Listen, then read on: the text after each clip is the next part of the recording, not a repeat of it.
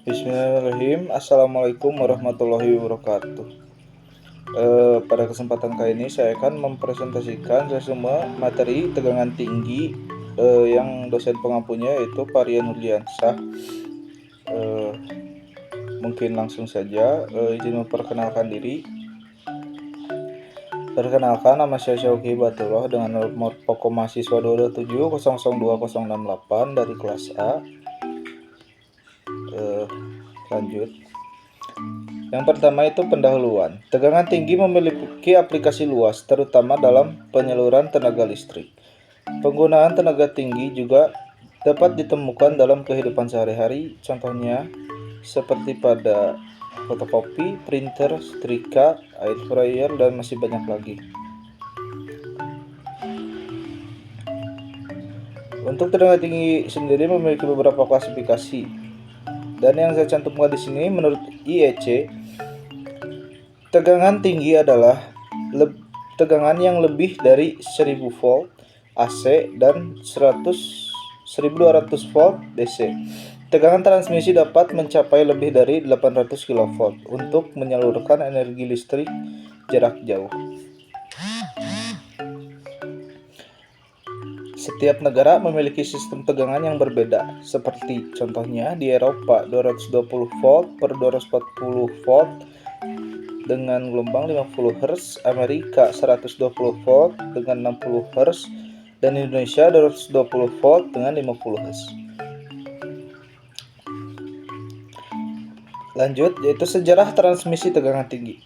Sejak tahun 1882, tegangan tinggi digunakan untuk penyaluran energi jarak jauh, seperti penyaluran 1,4 kW DC dari Misbah ke Munich dengan jarak 57 km. Dan berikut adalah perkembangan penting dari tahun ke tahunnya.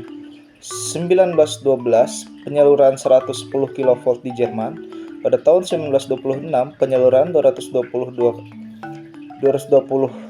kV di Amerika Serikat. Dan pada tahun 1956, penyaluran 735 kV di Kanada. Dan lanjut, yaitu pembangkit tegangan AC. Pembangkit tegangan AC biasanya digunakan untuk menguji isolasi alat-alat listrik. Trafo uji tegangan tinggi adalah salah satu perangkat yang sering digunakan baik dengan sistem satu tingkat maupun bertingkat. Nilai puncak tegangan dalam pengujian AC harus stabil dengan toleransi variasi maksimal 5%. Lanjut. Pembangkit tegangan DC. Tegangan tinggi DC banyak digunakan untuk penelitian dan pengujian komponen sistem transmisi DC. Contoh aplikasinya termasuk partik akselerator, mikroskop elektron, dan elektrostatik presipitator. Tegangan DC umumnya dihasilkan menggunakan rangkaian penyarah yang disarahkan oleh komponen dioda.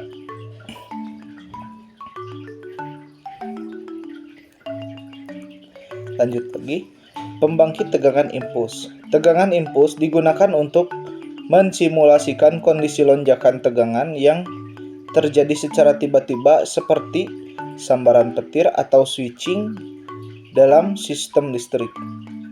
Generator Mach adalah perangkat utama yang digunakan untuk menghasilkan tegangan impuls.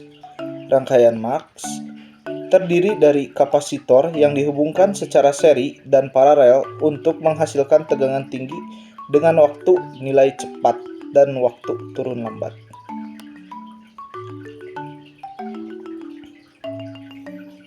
Pengujian tegangan impuls. Standar pengujian tegangan impuls mengikuti karakteristik tertentu seperti waktu naik atau rise time dan waktu setengah atau half value time. Tegangan impuls diuji pada peralatan untuk memastikan peralatan tersebut dapat bertahan terhadap lonjakan tegangan yang mendadak. Induktansi parasit dalam rangkaian pengujian dapat mempengaruhi bentuk gelombang impuls dan perlu diperhitungkan saat mendesain peralatan uji. Lanjutnya, pembangkit arus impuls. Selain tegangan impuls, arus impuls juga penting untuk diuji, terutama dalam simulasi arus petir, arus impuls eksponensial, dan arus impuls segi empat adalah jenis arus yang umum diuji. Peralatan seperti arrestor dan penangkal petir sering diuji menggunakan arus impuls untuk memastikan kinerjanya dalam kondisi petir.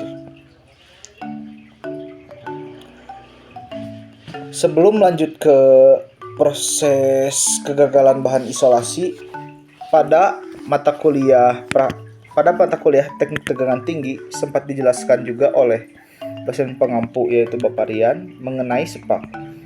Yang saya dapat tangkap, sepak adalah percikan listrik atau cahaya yang dihasilkan oleh lepasan muatan listrik secara tiba-tiba dan terputus-putus melalui udara atau bahan dielektrik lainnya. Dalam mesin mobil, spark listrik dihasilkan oleh spark plug atau busi. Spark plug berfungsi untuk membakar campuran udara dan bahan bakar di dalam ruang bakar mesin.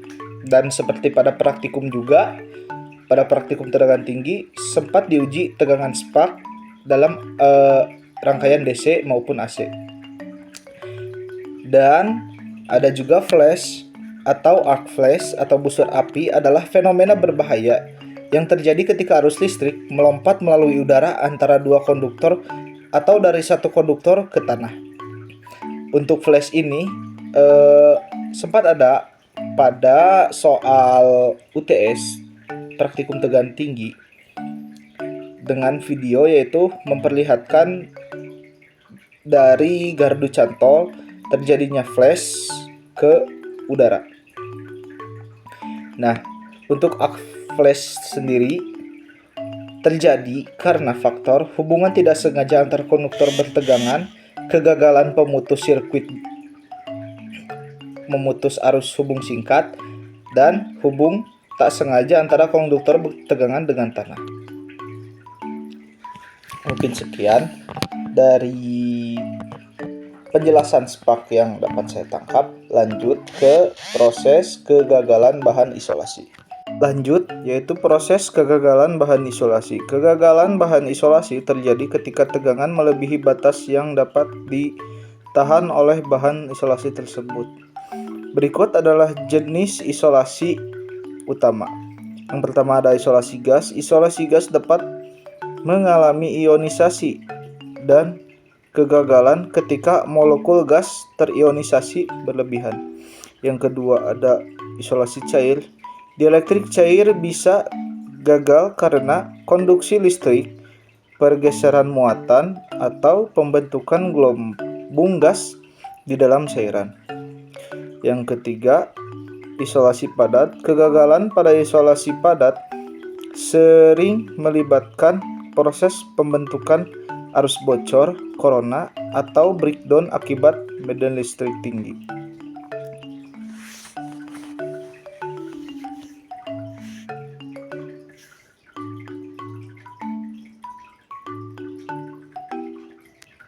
Sebelum ke kegagalan isolasi gas, ada beberapa jenis contoh isolasi dari jenis-jenis yang sudah saya sebutkan tadi.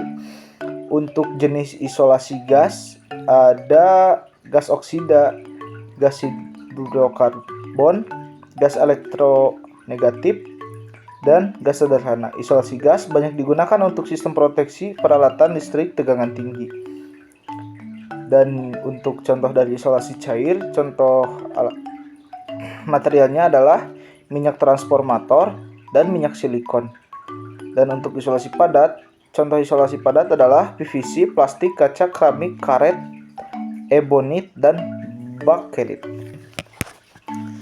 Lanjut, kegagalan dalam isolasi gas sering terjadi karena kegagalan isolasi sering terjadi akibat ionisasi, yaitu proses di mana molekul gas mendapatkan atau kehilangan elektron ketika terpapar medan listrik tinggi. Yang kedua, proses ionisasi tabrakan. Proses ionisasi tabrakan adalah mekanisme utama di mana elektron bebas menghantam molekul gas lainnya menyebabkan reaksi berantai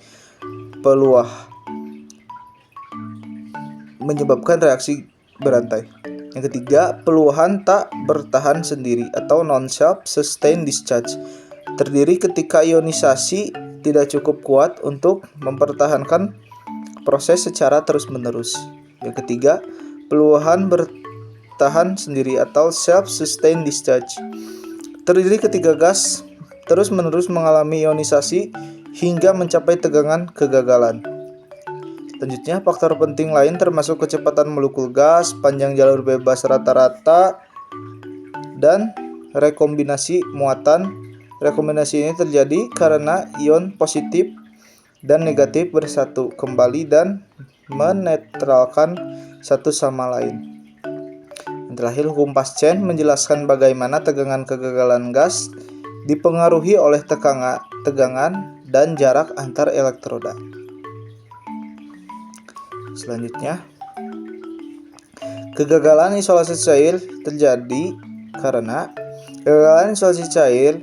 dapat terjadi karena konduksi listrik yang disebabkan oleh muatan listrik yang terbentuk dalam cairan.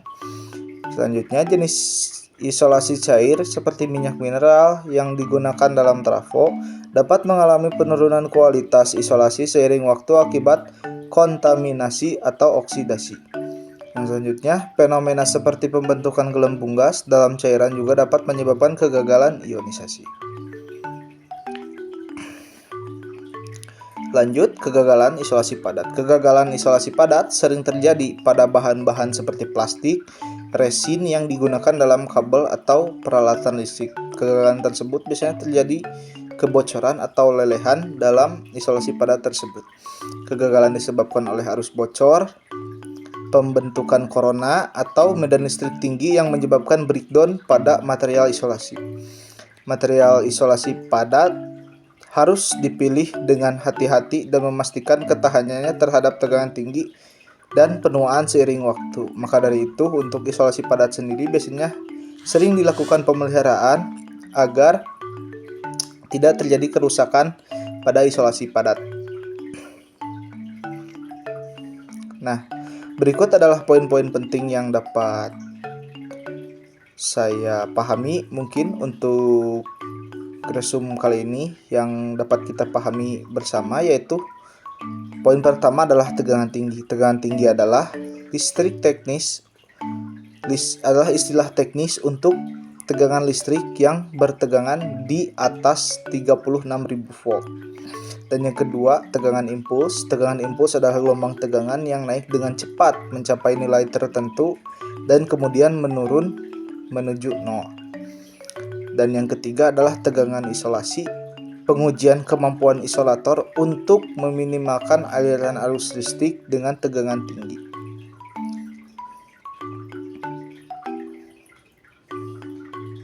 Nah, mungkin kesimpulannya dari pemaparan saya kali ini yaitu teknik tegangan tinggi sangat penting dalam berbagai aspek industri, terutama dalam transmisi dan distribusi tenaga listrik.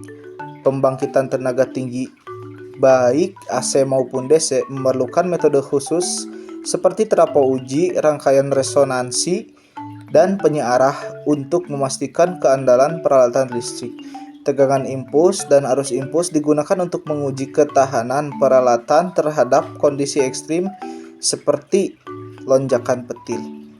Proses kegagalan bahan isolasi sangat bergantung pada jenis isolasinya, baik gas, cair, maupun padat.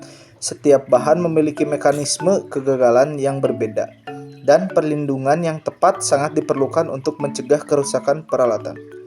Dan yang terakhir, pemahaman tentang fenomena lonjakan, tegangan, koordinasi isolasi, serta kegagalan bahan isolasi memberikan dasar yang kuat untuk mendesain sistem listrik yang aman dan efisien. Mungkin sekian presentasi yang dapat saya lakukan. Mohon maaf apabila masih banyak kekurangan. Sekian, wassalamualaikum warahmatullahi wabarakatuh.